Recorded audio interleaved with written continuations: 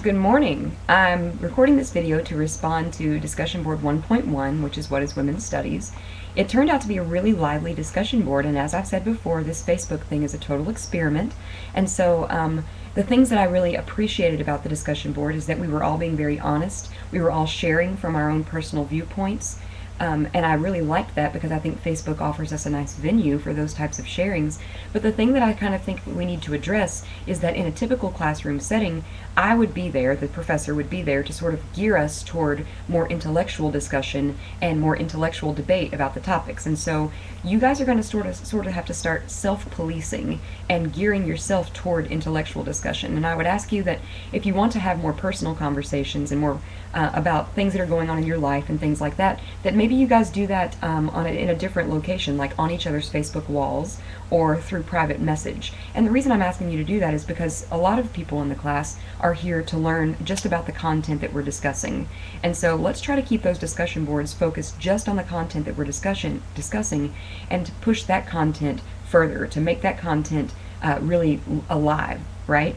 And so some of you guys seem like you might want to have private conversations about some of the stuff that's going on, and I encourage that. You guys can friend each other on Facebook or download Skype and like camera chat with one another, and all of that's absolutely great. And so like I said, so far I've really appreciated the level of candor that we've been able to achieve on Facebook, where I feel like I can share anything, but I do want to remind you that this is still a class.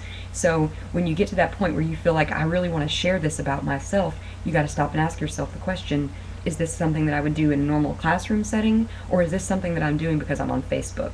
So that's kind of one of the beefs that I've had so far with it, but I think that we can handle it. I think that with just a little bit of scaling back of the sort of side conversations within the main body of the discussion board, we can really get that discussion board channeled into what the topic is for that week, and we can leave those side conversations for the side. Maybe send me an email if you want me to open up a more personal discussion board, and that way when you guys feel like sharing your extremely personal stories, we can have a place for that, and the people who feel like interacting on a personal level, like the way Facebook is, you guys can go do that there, and the people who sort of just want to engage in the content of the class can be in the discussion boards. So that's what I'm going to say for now. I think that it's going well. I'm not reprimanding anyone or anything. I'm just trying to keep us really on track and trying to keep the level of conversation intellectual and to push that level even more intellectual places. So having said that, I want to go on to sort of comment on 4 or 5 things that I noticed on the discussion board. And this doesn't mean that these are the only good comments. These are sort of just the comments that kind of summarized what everyone else was saying. So I'll start with Tiffanys' comments, and she said that she thinks that the study of women's studies is the study of women, whether we define those women by their gender or by their sex. And so we're kind of drawing this distinction between gender and between sex. And that is not something that we've talked about in our readings. That's not something that our readings have discussed yet, but they will. So in a couple of weeks, we'll really start to investigate and interrogate this distinction that we're drawing between women as a gendered person or a woman as a sexed person. And if you don't know the distinction between that yet, you will as we start to read Valentine's article called The Categories Themselves, and then I think Lorber's article about the distinction between sex and gender as well. So if you don't yet feel comfortable talking about the distinction between sex and gender, you will in the next couple of weeks. But I really appreciate Tiffany for sort of prefacing that notion there so that those of you who are interested in that distinction can start to sort of think about that. All of us will be asked to think about it before the semester's end because your final project will hinge upon that exact same distinction. So start to think about what that means for you if you know what sex and gender is. And if you don't yet know, read up on it a little bit, and especially those 2 articles that I just mentioned that are from our Sex and Gender Week. The second comment that I wanted to sort of touch on was Rhonda Jean's, and Rhonda Jean said, "We are not the center of the universe," and by we she meant Americans, and then more specifically American women. And her comment was in a larger argument about the fact that women all over the world are struggling and persevering and changing the way that women are being perceived all over the world. Granted, this class and my interests lie mostly in American women. My degree is in American literature. I'm studying American cultures right now. So a lot of what we talk about will stay within American culture. But I encourage you, and in fact I ask you, I beg you, to bring in other sorts of observations about women from other countries, men from other countries, transgenders, transsexuals from other countries, because all that will do is reinforce exactly the kind of messages that we're trying to get across here about the distinctions between sex and gender, about the distinctions between men and women, and things like that. We definitely don't want to take an imperialist view, which is to say that women in the United States are the only women, or that women in the United States are the only ones having experiences, because that's not true. But since we are in the United States, I tend to sort of bias against or bias toward talking about women in the United States because that's the experience that we have most readily available to us. So while I focus a lot on U.S. women, I beg you to go out and do some research and look at other women in other countries and bring that conversation in so that we can sort of get outside of the textbook and get outside of the confines of this country. Kimberly Lovin's comment was, how are we still living in a male-dominated society when women have always worked? And that's a great question. Women, she posted a link on our website, on our discussion board, that showed if women were to make money based on their at-home work, how much money they would make. And that's really interesting because that is work in the same way that a man's work is work.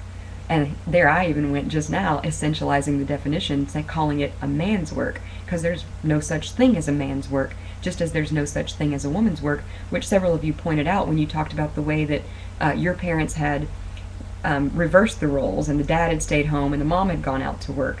My real question here is, those role reversals, those, while they're really interesting and they sort of challenge the idea that women are stay-at-home and men are the breadwinners, they do challenge that, but they don't really challenge the underlying belief that one person should stay home and one person should go out, and neither do they challenge the underlying belief that in the United States and in the world, you should be a couple. And if you're not part of a couple, if you're not part of a partnership, particularly a heterosexual partnership, then something's wrong. And David and I kind of got into that conversation, though we didn't quite finish it, but we will, David. We got into that conversation about what does it mean? What does all of that mean? Can a person be a little bit of an in-between? Do you have to just commit yourself to being a man? Do you have to commit yourself to being a woman? What is a woman? What is a man? And so I'll be asking you guys to think about that. A lot of us have already defined woman is this and man is this. And so my question would be to articulate that. What is a woman? How do you define the word woman? How do you define the word man? So I'm not asking you to write about that just yet, but during our discussions about gender, I probably will ask you to articulate your personal belief on what makes a woman and what makes a man. And I'm asking you to articulate that so that you can hear yourself talking and that you can sort of ask yourself, is this real? Or is this something that we've just accepted by tradition, accepted because our parents told us it was so, accepted because previous generations told us it was so? And then that kind of brings us to my last comment that I wanted to make about the discussion board, which was Sandy's comment. And she said, how is it that we are portraying women?